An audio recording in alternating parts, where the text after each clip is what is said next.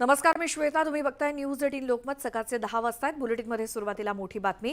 घोटाळेबाज मेहुल चोक्सीला बेल्जियममधून अटक केल्याची माहिती सूत्रांकडून मिळाली आहे.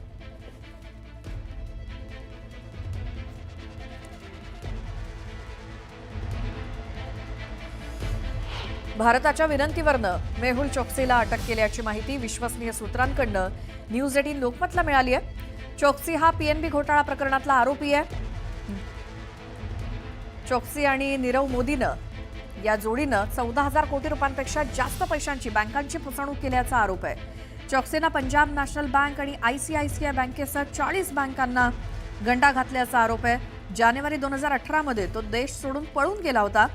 प्रसिद्ध भारतीय हिरे व्यापारी आणि गीतांजली ग्रुपचा मालक मेहुल चोक्सीनं त्याचा पुतण्या नीरव मोदीसह पीएनबी बँकेला 12,000 कोटी रुपयांपेक्षा जास्त रुपयांची फसवणूक करण्यात मध्यवर्ती भूमिका बजावल्याचा आरोप आहे. आणि हा घोटाळा उघड झाल्यानंतर चोक्सीनं भारतातून पलायन करत अँटिग्वा आणि बार्बुडामध्ये आश्रय घेतला होता.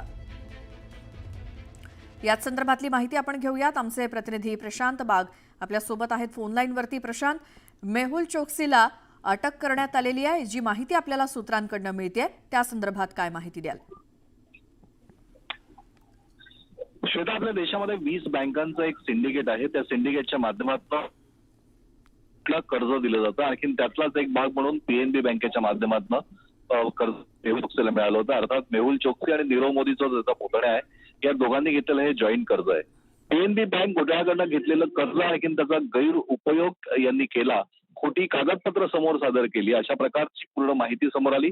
2018ला धक्कादायक माहितीच्या आधारावर 13,500 कोटी रुपयांचा हा आर्थिक घोटाळा या काका पुतण्या या दोघांनी केला. आणि जसा जसा उघडकीला आला तसं या दोघांनी आपल्या देशातनं बाहेर पलायन केलं. किंवा वेगवेगळ्या प्रकारच्या देशांमध्ये गेला. त्याला अँटिग्वियामध्ये सुद्धा अटक करण्यात आली होती, स्थानबद्ध सोडण्यात आलं होतं.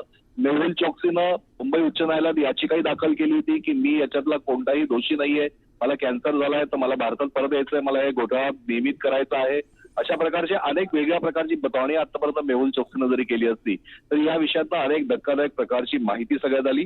नीरव मोदी आणि मेहुल चोक्सी यांनी बँकेच्या अधिकाऱ्यांना हाताशी धरून त्यांच्या मालकीच्या कंपन्यांना LOU अर्थात लेटर ऑफ अंडरटेकिंग इश्यू केलं होतं आणि क्रेडिट मिळवलं. आणि याच्या माध्यमातून जवळपास 14,000 कोटीपर्यंत जेम्सच्या माध्यमातून आपल्या देश. प्रशांत, आवाज नीट पोहोचत नाहीये तुमचा. मात्र सूत्रांकडून जी न्यूज 18 लोकमतला माहिती मिळाली आहे, मेहुल चोक्सीला अटक करण्यात आली आहे अशी माहिती मिळाली आहे.